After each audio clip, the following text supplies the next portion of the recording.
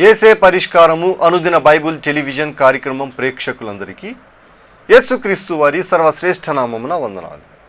ప్రభువునందు ప్రియ దేవుని బిడ్డలారా, నేటి దినము పాస్టర్ కారుపాటి శ్యామ్ సాగర్ గారి ద్వారా వచన ధ్యానములను మత్తయి సువార్త నుండి ధ్యానం చేసుకుందాము. మీరందరూ బైబిల్తోనూ నోట్బుక్తోనూ సిద్ధపడి ఉంటే పాస్టర్ కారుపాటి శ్యామ్ సాగర్ గారు ప్రార్థన చేసి ఈ దినపు వాక్య పరిచర్య చేస్తారు. ప్రభువునందు ప్రియమైన దేవుని బిడ్డలారా, ఈ రాత్రి కాలపు వాక్య భాగం కొరకు ఆర్థిక సహకారం ఇస్తున్న కుటుంబం లంకపేట వాస్తవ్యులు రెవరెండ్ జె సూర్యప్రకాశరావు గారు, శ్రీమతి కృపావతి గారు, వీరి కుమార్తె అల్లుడు సుజాత రజనీ కుమార్ గారులకు కుమారుడు శామ్యుల్ రాజ్ జన్మించిన సందర్భంగా సూర్యప్రకాశరావు గారు, కృపావతి గారు సహకారం అందిస్తున్నారు. ప్రార్థన చేసుకుందాం. మమ్మల్ని మిక్కిలిగా ప్రేమిస్తున్న మా ప్రియ తండ్రి, మీకు వందనాలు. ఈ రాత్రి కాలం వాక్యం కొరకు ఎదురు చూస్తున్న నీ ప్రియ బిడ్డలతో మీరు మాట్లాడమని ప్రార్థన చేస్తున్నాం. ప్రభు, ప్రత్యేకంగా ఎపిసోడ్ సహకారం అందించిన మీ దాసులు సూర్యప్రకాశరావు గారిని, కృపావతి గారిని, సుజాత గారు, రజనీ కుమార్ గారిని, శామ్యుల్ రాజుని మీరు దీవించమని ప్రార్థిస్తున్నాం. ఈ రాత్రికాల వాక్య భాగం ద్వారా మమ్మల్ని దీవించమని మా రక్షకుడైన యేసు ప్రభు పేరిట వేడుకొనుచున్నాం తండ్రి, ఆమేన్. ప్రభువునందు ప్రియమైన దేవుని బిడ్డలారా, దయచేసి మీ పరిశుద్ధ బైబిల్ గ్రంథాన్ని తెరిచి మత్తయి సువార్త 2వ అధ్యాయం మీ ఎదుట ఉంచుకోండి. మొదటి అధ్యాయం గత 5 దినాలుగా మనం ధ్యానం చేస్తూ వచ్చాం. 2వ అధ్యాయంలో యేసు ప్రభు పుట్టిన పిమ్మట జరిగిన విషయాలు రాయబడ్డాయి. మత్తయి సువార్తికుడు యేసుక్రీస్తు ప్రభు యూదులకు రాజు మరియు లోకమునకు రాజు అనే ఉద్దేశాన్ని తెలియపరచడానికి ఈ కోణంలో ఈ సువార్త రాశాడు. 2వ అధ్యాయం మొదటి వచనం నుండి మనం చదువుకున్నాం.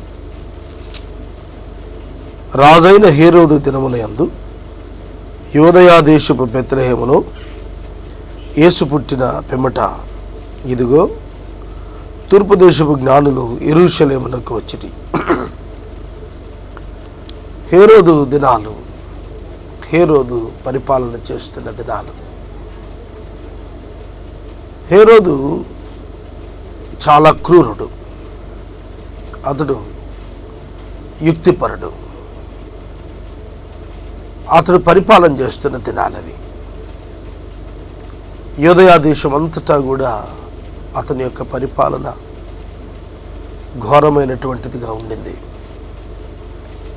రోమన్ ప్రభుత్వం వీరికి ఆధిపత్యం వహించారు. కప్పం కట్టేవారిగా ఇజ్రాయేల్ వారు ఉన్నారు. అలాంటి పరిస్థితుల మధ్యలో యేసుక్రీస్తు ప్రభువారు బెత్లెహేములో జన్మించారు. ఆ కాలంలో తూర్పు దేశం నుండి జ్ఞానులు వచ్చినట్లుగా రాసింది. ఎవరు ఈ తూర్పు దేశపు జ్ఞానులు? ఎందుకు అంత దూరం నుంచి వచ్చారు? వారు ఏ విధంగా వచ్చారు? వారికి యేసు పుట్టారనే సంకేతం ఎలా వెళ్ళింది అనేది మనం చూసినప్పుడు, ఆయన నక్షత్రం చూచి మేము పూజించడానికి వచ్చాం అని చెప్పారు.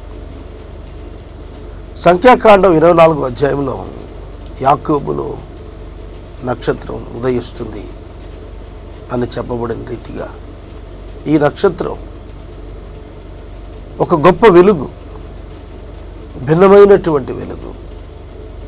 సాధారణంగా నెబ్యులా పాలపొంతలలో ఉన్నటువంటిది కాదు. ఇది తూర్పు దిక్కున ఉన్నటువంటి రాజులు, జ్ఞానులు అంటే ఎక్కువ మంది అభిప్రాయపడింది బైబిల్ పండితులు, రాజులు. వారు వారి పరివారాలతో తరలి వచ్చారు. యూదయా ప్రాంతానికి తూర్పు దిక్కుగా చైనా, ఇండియా, జపాన్ మొదలగు దేశాలు గా భావిస్తారు. ఈ తూర్పు దిక్కున ఉన్నటువంటి వారు ఎందుకు వచ్చారు? ఇది ప్రశ్న. వారికి నక్షత్రం ఎందుకు వెళ్ళి అక్కడ ఈ ఇన్ఫర్మేషన్ ఇచ్చింది? ఇది కదులుతున్న నక్షత్రం, యేసు వైపు వస్తున్న నక్షత్రం. ఈ తూర్పు దిక్కు యొక్క ప్రాముఖ్యత ఏమిటి అని మనం చూస్తే ఆదికాండం గ్రంథం 25వ అధ్యాయంలో అబ్రహాము తన భార్య శారా మరణించిన తరువాత ఇసాకు రెబెకాను వివాహమాడిన తదుపరి అబ్రహాము కెతూరా అనే స్త్రీని వివాహం చేసుకున్నాడు. కెతూరాను వివాహం చేసుకున్న తర్వాత ఆమెకు కుమారులను కన్నాడు. చూడండి, ఆదికాండం 25వ అధ్యాయం 1వ వచనం. అబ్రహాము మరలా ఒక స్త్రీని వివాహం చేసుకునేను. ఆమె పేరు కెతూరా. ఆమె అతనికి జిమ్రాను, యొక్షాను, మెదాను, మిదియాను, ఇష్బోకు, షువాహు అను వారిని కనెను. ఇక్కడ 6వ వచనం చివరికి వచ్చేప్పటికి అబ్రహాము తన ఉపపత్నుల కుమారులకు బహుమానాలు ఇచ్చి తాను సజీవుడై ఉండగానే తన కుమారుడు ఇస్సాకు నొద్ద నుండి తూర్పు తట్టుగా తూర్పు దేశమునకు వారిని పంపివేశాను. ఇస్సాకు నొద్ద నుండి అబ్రహాము తన ఉపపత్నులకు పుట్టిన కుమారులను తూర్పు తట్టున తూర్పు దేశానికి తాను బ్రతుకున్న దినాల్లోనే బహుమానములనిచ్చి పంపించేశాడు.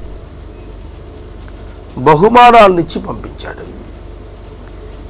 వారే ఈ తూర్పు దిక్కున అభివృద్ధి చెందిన రేస్గా చెప్పుకోవాలి. కనుక తూర్పు దిక్కుకు వెళ్ళిన అబ్రహాము సంతానం మరలా అబ్రహాము యొక్క సంతానము నుండి వచ్చిన యేసుక్రీస్తు ప్రభువారి జననం వారికి తెలియబరచబడినప్పుడు వారు ఆ నక్షత్రపు వెలుగును చూచి దానిని వెంబడించి రాజుగా పుట్టేవాడు రాజసౌధంలో ఉంటాడు అనే భావంతో హేరోదు యొక్క రాజసౌధానికి ఆ జ్ఞానులు వచ్చారు. వచ్చి వారు అడుగుతున్న మాట, యూదుల రాజుగా పుట్టినవాడు ఎక్కడ ఉన్నాడు? చూడండి, వీరు జ్ఞానులు, వచ్చిన వారు జ్ఞానులు. వారు మాట్లాడుతున్న మాటలు ఏవో పుట్టించే మాటలు, ఎవరో చెప్పించినవో కాదు, వారి యొక్క అంతరంగంలో నుంచి వస్తున్న మాట. యూదుల రాజుగా పుట్టినవాడు ఎక్కడ ఉన్నాడు? తూర్పు దిక్కున ఆయన నక్షత్రం చూచి మేము వచ్చాం. దేనికి వచ్చారట? ఆయనను పూజింపవచ్చితిమి. ఆయనను పూజింపవచ్చితిమి. చూడండి, పూజించుట ఆరాధన అని అర్థం. ఆరాధనకు పాత్రుడు దేవుడు ఒక్కడే. తూర్పు దిక్కున నక్షత్రం ఉదయించటం, ఆ నక్షత్రాన్ని బట్టి వారు రావటం, వారి అంతరంగాలు అప్పటికే ఒక భావన ఉంది. అదేమిటంటే నరావతారిగా దేవుడు ఈ లోకాన్ని దర్శించాడని. పాత నిబంధన లేఖనాలు దీన్ని సాక్షాత్తు ధృవీకరిస్తున్నాయి. కనుక మేము పూజింపవచ్చితిమి అనగా అక్కడ హేరోదును అతని పరివారము వారంతా కూడా ఏం చేస్తున్నారట? కలవరపడ్డారట. హేరోదు రాజు ఈ సంగతి విన్నప్పుడు అతడితో కూడా యెరూషలేము వారందరూ కలవరపడిరి. ఎందుకు కలవరపడటం? హేరోదు ఇంట ఏ జననం జరగలేదు. అప్పుడు ఆ కాలంలో యూదులకు రాజుగా పుట్టినవాడు అనే పదం విన్నప్పుడు ఇశ్రాయేలీయులు సంతోషపడాలి. ఎందుకంటే వారు ఎదురు చూస్తున్న మెస్సియా వచ్చాడు అనేది సంతోషపడాలి. తూర్పు దిక్కు నుండి జ్ఞానులు వచ్చారు, నక్షత్రాలు చూచామంటున్నారు, లేఖనాలు నెరవేరాయి కాబట్టి వారు సంతోషపడాలి. కానీ వారు కలవరపడిరి అని రాసింది.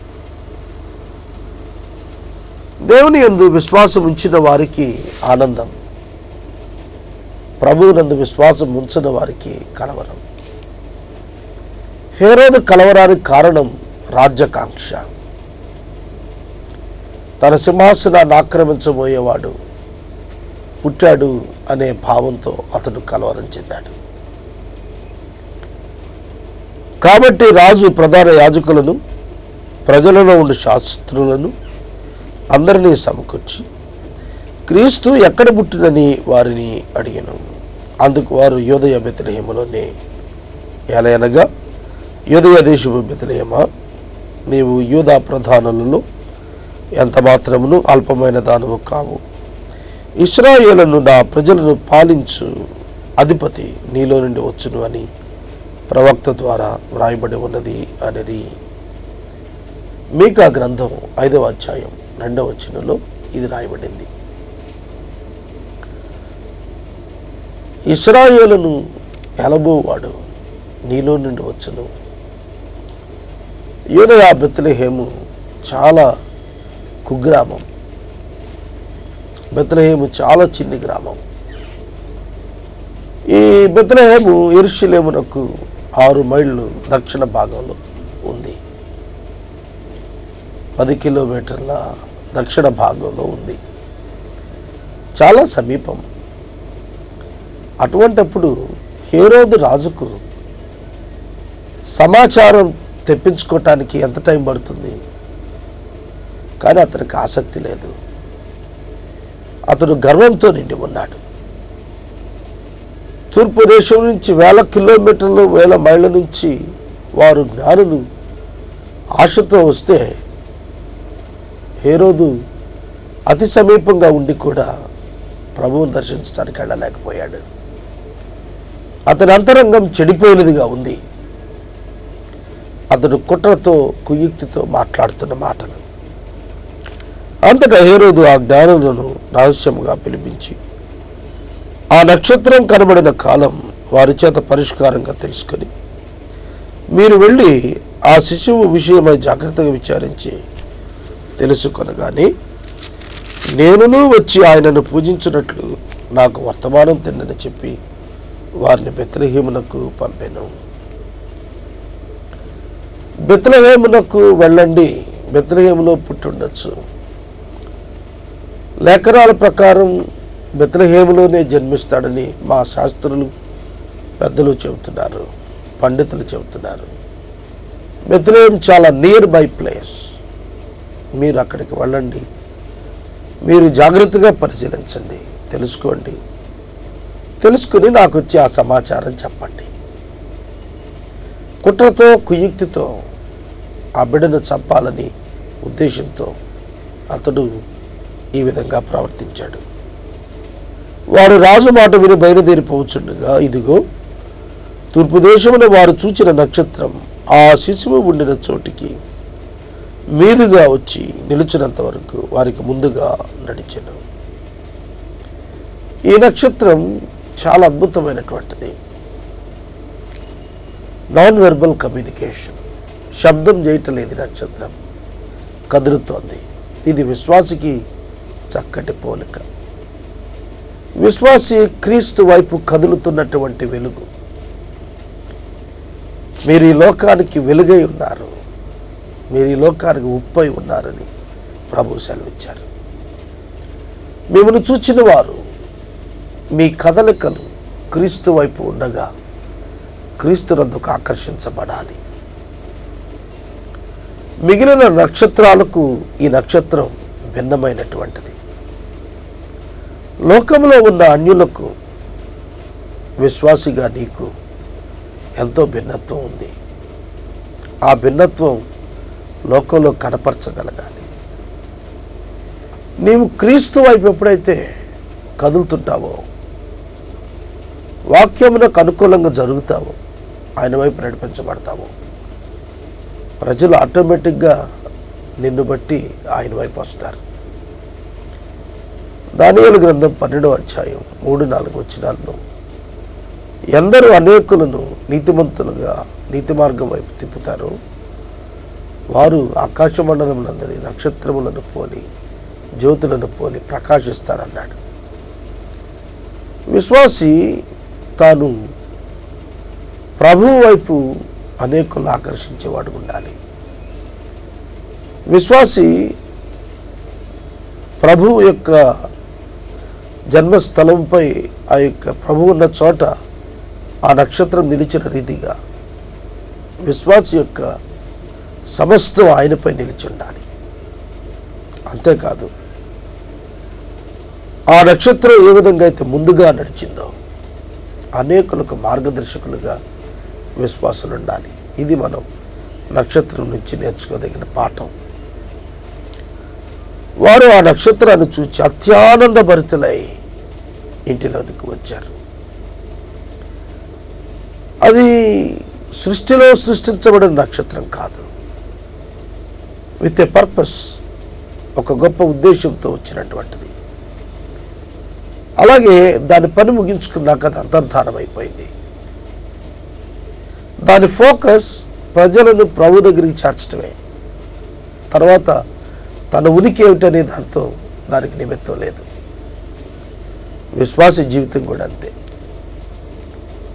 ప్రభు యొద్దకు అనేకులను చేర్చడమే తప్ప తన యొక్క ఉనికి ఎన్నడూ గమనార్హం కాదు అనేది విశ్వాస మనసులో ఉండాలి. ప్రభు నుండి వచ్చినది ప్రభు యొద్దకు వెళ్ళినది, కార్యార్థమై వచ్చింది, కార్యాన్ని సంపూర్ణం చేసుకుని వెళ్ళింది. ఆ విధానంలో విశ్వాసి కూడా జీవించాలి.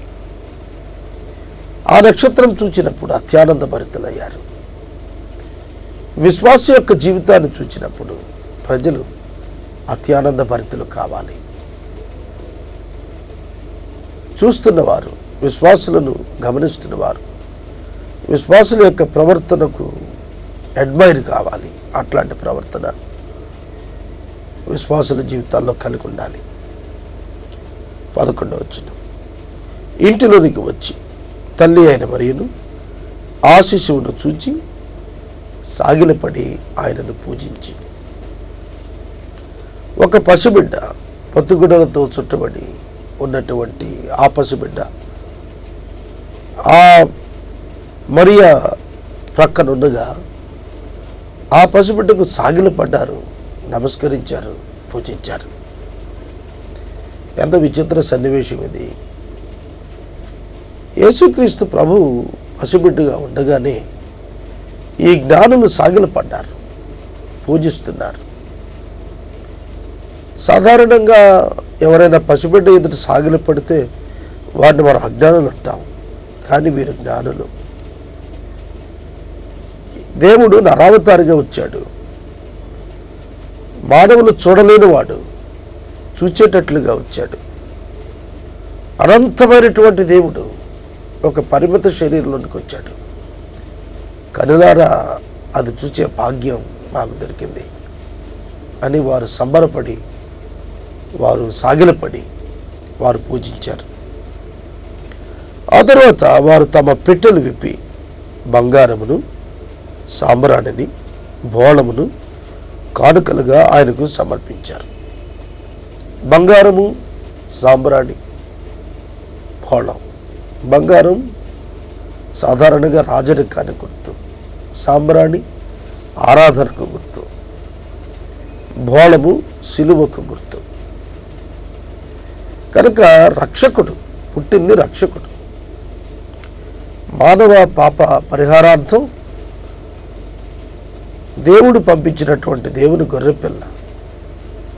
కనుక ఆయన ఒక పక్షంగా రాజు, మరి ఒక పక్షంగా ఆరాధన అందుకునేటువంటి యోగ్యుడు, మరి ఒక పక్షంగా తన సొంత ప్రాణాన్ని తన ప్రజల కొరకు పెట్టేటువంటి వాడు అనే భావం వచ్చేట్టుగా ఆ 3 అర్పణలు వారు సమర్పించారు. బెత్లెహేము నుండి ఐగుప్తుకు తీసుకుపోబడిన తరువాత ఇంచుమించు 2 సంవత్సరాలు వారు అక్కడున్నారు. యేసు ప్రభు తల్లి మరియా, యోసేపు మరియు ప్రభు ఈ 3 ఏళ్ల పోషణకు అవసరమైనటువంటి వనరులుగా ఈజీ బార్టర్ సిస్టమ్,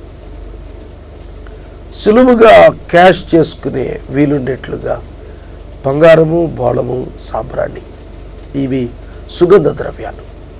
వీటిని ప్రభు వారికి వారు సమర్పించారు. తర్వాత హేరోదు వద్దకు వెళ్ళవద్దని స్వప్నమందు దేవుని చేత బోధింపబడిన వారై వారు మరి యొక్క మార్గమున తమ దేశమునకు వెళ్ళిరి. స్వప్నమందు మరలా దేవుడు వారికి బోధిస్తున్నాడు. వీరు సంతోషంగా మరలా వెనక్కి వెళ్ళి హేరోదుకు చెప్పి అతడు కూడా వచ్చి ఆరాధిస్తే ఎంతో మేలు జరుగుతుందని భావించే అవకాశం ఉంది. హృదయాంతరంగాలు ఎరిగిన దేవుడు, హేరోదు యొక్క హృదయం ఎరిగినటువంటి దేవుడు ఆ జ్ఞానులను వేరొక మార్గమున తమ దేశాలకు వెళ్ళాలని తెలియజేశారు. ఎప్పుడైతే జ్ఞానులు బెత్లెహేము నుంచి వెనుతిరిగి వేరొక మార్గాన వెళ్ళిపోయారో హేరోదుకు అర్థమైంది, నేను మోసగించబడ్డాను, యూదుల రాజుగా పుట్టినవాడు పుట్టడం వాస్తవం అనేటువంటిది తెలిసి తన సింహాసనానికి ఏదైనా సమస్య తలెత్తుతుందేమో అనే ఉద్దేశంతో 2 సంవత్సరాల లోపట ఉన్న పిల్లలందరినీ కూడా చంపటానికి ఆజ్ఞ ఇచ్చాడు. 13వ వచనం. వారు వెళ్ళిన తర్వాత ఇదిగో ప్రభుదూత స్వప్నమందు యోసేపునకు ప్రత్యక్షమై హేరోదు ఆ శిశువును సంహరింపవలనని ఆయనను వెదకబోవుచున్నాడు. వెదుకుచున్నాడు కాదు, వెదకబోవుచున్నాడు. హృదయాంతరంగాలు ఎరిగిన దేవుడు. హేరోదు ఏం చేస్తాడు, ఏం చేయబోతున్నాడు ఎరిగిన దేవుడు. ఈ రాత్రికాలం ఇంత గొప్ప దేవుడిని మనం కలిగి ఉన్నాం. ఆలోచన నీ హృదయానికి రాకముందే నీవేం చేస్తావో సర్వజ్ఞానమున ఎరిగినటువంటి దేవుడు. సోదరుడా, సోదరి, ఇట్టి దేవుణ్ణి నీవు కలిగి ఉన్నావా? హేరోదు శిశువును సంహరింపాలని ఆయన వెదకబోచున్నాడు కనుక నీవు లేచి శిశువును ఆయన తల్లిని వెంటబెట్టుకుని ఐగుప్తునకు పారిపోయి నేను నీతో చెప్పే వరకు అక్కడనే ఉండమని అతనితో చెప్పాను. అప్పుడు అతడు లేచి రాత్రి వేళ శిశువును తల్లిని తోడుకుని ఐగుప్తునకు వెళ్ళి ఐగుప్తు నుండి నా కుమారుని పిలిచి తిని అని ప్రవక్త ద్వారా ప్రభువు సెలవిచ్చిన మాట నెరవేర్చబడినట్లు హేరోదు మరణం వరకు అక్కడ ఉండెను. హేరోదు జీవించినంత కాలము అతడు వెతుకుతూనే ఉన్నాడు, ప్రభు ఎక్కడున్నాడా అని. యోసేపు ఒక సంరక్షకుడిగా అనుగ్రహించబడ్డాడు. హేరోదు యొక్క హృదయం ఎరిగినటువంటి దేవుడు యోసేపుతో దర్శనంలో మాట్లాడి ఐగుప్తుకు తీసుకువెళ్ళమని తెలియజేశారు. ఆలస్యం చేయకుండా యోసేపు అదే రాత్రి ప్రభువును మరియను తల్లి మరియను తీసుకుని ఐగుప్తుకు వెళ్ళిపోయాడు. ఈ వృత్తాంతం అంతట్లో మీరు గమనించినట్లయితే ఒక అద్భుతమైనటువంటి విషయం ఏమిటంటే God's presence and God's hand, దేవుని యొక్క చేయి ఇందులో మనకు కనిపిస్తుంది.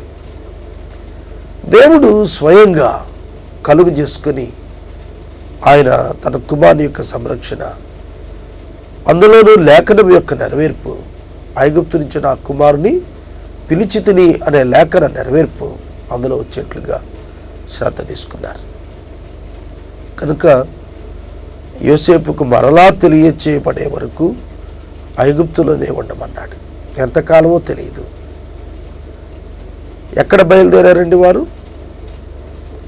వారు నజరేతులో బయలుదేరారు జనాభా లెక్కల కొరకు. యోసేపు యొక్క జన్మస్థలం యూదయ ప్రాంతంలో బెత్లెహేము కాబట్టి అక్కడ తనకు ప్రదానం చేయబడిన మరియను జనసంఖ్య నమోదులో భాగంగా వారు బయలుదేరారు. ఆ తర్వాత మళ్ళా వారు నజరేతుకు వచ్చేటప్పటికి మోర్ దాన్ 2 ఇయర్స్ పట్టింది. చూడండి, కొన్ని పర్యాయాలు మనకు అర్థం కాదు. ఇంటిలో నుండి బయటికి వెళ్ళి మళ్ళా మనం అనుకున్న సమయానికి వచ్చేస్తాం అనుకుంటాం. యోసేపు కూడా అలా అనుకుని ఉంటాడు. నజరేతు నుండి బెత్లెహేముకి వెళ్తున్నాం, మళ్ళా బెత్లెహేము నుంచి నజరేతుకు వచ్చేస్తాం, ఇటొక 3 మాసాలు అటొక 3 మాసాలు, ఇంచుమించుగా 6 మాసాల్లో వచ్చేస్తామని అనుకుని ఉంటాడు. కానీ 2 సంవత్సరాలు పైగా ఇతని ప్రయాణం పట్టింది. దేవుని చేతికి అప్పగించుకున్న జీవితాలు ఈ విధంగానే ఉంటాయి. ఈ రాత్రికాలం వాక్య భాగం 15వ వచనం దగ్గర ముగిస్తున్నాను.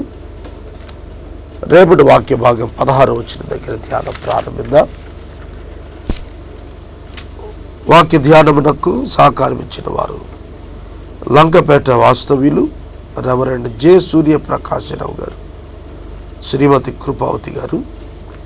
వీరు కుమార్తె అల్లుడు సుజాత రజనీ కుమార్ గారులకు కుమారుడు శామ్యూల్ రాజ్ జన్మించిన సందర్భంగా ఈ రాత్రికాల వాక్యములకు సహకారం ఇచ్చారు. దేవుడు ఈ కుటుంబాన్ని దీవించును గాక. మనము ఇంతవరకు పాస్టర్ కారుపాటి శాంతసాగర్ గారి ద్వారా వచన ధ్యానములను మత్తయి సువార్త నుండి ధ్యానం చేసుకున్నాము. ఈ కార్యక్రమం ద్వారా మీరు పొందుకొనుచున్న ఆత్మీయ మేలులు ఒక ఉత్తరం ద్వారా మాకు తెలియచేయండి. మీ ప్రార్థనా మనవులు మాకు తెలియచేస్తే ఏసే పరిష్కారము కార్యాలయంలో ఏర్పాటు చేసిన ప్రత్యేక ప్రార్థనా శిబిరంలో మీ కొరకు ప్రార్థిస్తాము. మీ కుటుంబ పక్షముగా ఒక ఎపిసోడ్ ప్రసారం చేయాలనుకున్నారు మాకు తెలియచేయండి. అలాగే మా ఈ కార్యక్రమానికి ప్రతి నెల 100 రూపాయలు కానీ, 50 రూపాయలు కానీ, 25 రూపాయలు కానీ ఆర్థిక సహకారం అందించాలనుకున్నారు మాకు తెలియచేస్తే మా సిబ్బంది మీ గృహాలను దర్శిస్తారు. ముగింపు ప్రార్థన ఆశీర్వాదాలతో ఈ కార్యక్రమాన్ని ముగించుకుందాం. ప్రార్థన చేసుకుందాం. దయచేసి తలలో వంచండి, ప్రార్థనలో ఏకీభవించండి. మమ్మలను మిక్కిలిగా ప్రేమిస్తున్న మా ప్రియ తండ్రి, మీకు వందనాలు. వాక్యమైన బిడ్డలను దీవించండి. పాపుల రక్షకుడిగా, లోకమునకు రాజుగా ఉదయించిన మీ జన్మను మేము జ్ఞాపకం చేసుకుంటున్నాను. హేరోదు వంటి అవిశ్వాసులు కలవరపడిన ప్రభు, తూర్పు దేశం నుండి వచ్చిన విశ్వాసులైన జ్ఞానులు సంబరపడ్డారు. మేము సంబరపడే వారిగా ఉండినట్లు సహాయం చేయండి. ఈ రాత్రికాలపు వాక్య భాగమునకు సహకారం ఇచ్చిన జె సూర్యప్రకాశరావు గారిని, కృపావతి అమ్మగారిని మీరు దీవించండి. సుజాత రజనీ గారులను మీరు ఆశీర్వదించండి. శామ్యూల్ రాజును దీవించండి. ప్రభు, ఈ రాత్రికాలం ఎపిసోడ్ స్పాన్సర్స్ని మాకు ఇవ్వండి. సమమైన ఆరోగ్యం మీ దాసునికి దయచేయండి. ఘనత, మహిమ, ప్రభావాలు మీరు పొందండి. యేసు ప్రభు పేరిట ప్రార్థిస్తున్నాము తండ్రి, ఆమేన్. మన తండ్రి అయిన దేవుని ప్రేమ, కుమారుడైన యేసుక్రీస్తు ప్రభు వారి యొక్క కృప, పరిశుద్ధాత్మదేవుని యొక్క అన్యోన్య సహవాసం సదాకాలం మనకందరికీ తోడై ఉండును గాక. ఆమేన్.